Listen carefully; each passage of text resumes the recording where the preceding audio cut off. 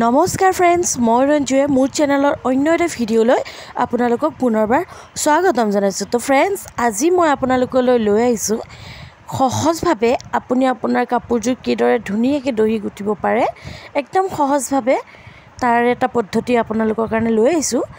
এই সুন্দৰ চাদৰখন মই কি ধুনীয়াকৈ দহি বটিলোঁ সেই গোটেই ভিডিঅ'টো আজি আপোনালোকৰ আগত মই শ্বেয়াৰ কৰিম। গতিকে আশা কৰোঁ ভিডিঅ'টো শেষলৈকে চাই থাকিব। তো দহি গঠিবৰ কাৰণে প্ৰথমতে মই চাদৰখনৰ মিলাই খুঁটাটোৰ কালাৰটো লৈ লৈছোঁ। সেইটোতো আপোনালোকে জানেই, যি কালাৰ যেনেধৰণে ল'ব বিচাৰে ল'ব। তাৰপিছত ভিডিঅ'ত দেখুওৱাৰ ধৰণে এনেকৈ মণি এটা লৈ পেলাই, মই মণি লগাই যিহেতু গুঠিছোঁ, এনেকৈ মণি এটা লৈ পেলাই প্ৰথমতে দুটা টানকৈ গাঁঠি মাৰি ল'ব। খুব সুন্দৰকৈ ভিডিঅ'ত দেখুওৱাৰ ধৰণে টানকৈ দুটা গাঁঠি মাৰি ল'ব। গাঁঠি দুটা মাৰি উঠি আপোনালোকে নিজৰ জোখমতে সূতাবোৰ দিব পাৰিব। মই প্ৰথমতে এয়া দুটা তিনিটামান গুঠি থৈ লৈছোঁ। তাৰপিছত আপোনালোকক দেখাইছোঁ। এয়া চাওক, মণিটোৰ পাছফাল দি আকৌ এবাৰ বেজীটো পাৰ কৰি পেলাই সূতাডাল সমান কৰি ল'লোঁ। খুব সুন্দৰকৈ সূতাডাল সমান কৰি লোৱাৰ পিছত এতিয়া মই ইয়াতে আমাৰ সূতাখিনি দি দিম। সূতাখিনিও সুন্দৰভাৱে সমানকৈ জুখি লৈ পেলাই আগৰ দহিটোৰ সৈতে মিলাই সুন্দৰকৈ জুখি সমানকৈ ইয়াতে মই ধুনীয়াকৈ গাঁঠি দি টাইটকৈ গাঁঠি মাৰি বান্ধি দিম। খুব সুন্দৰকৈ আপোনালোকে টাইটকৈ গাঁঠি মাৰি বস্তুটো বান্ধি ল'ব যাতে কোনো ধৰণে ওলাই নাযায়। তো ময়ো সেই ধৰণেই টাইটকৈ গাঁঠি মাৰি লৈছোঁ।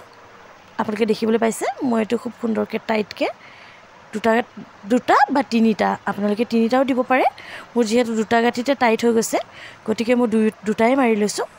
তাৰপিছত খুঁটাখিনি ধুনীয়াকৈ মিলাই ল'ম খুব সুন্দৰকৈ, যাতে অকণমান ইফাল সিফাল হৈ নাযায় আৰু ওলাই নাযায়।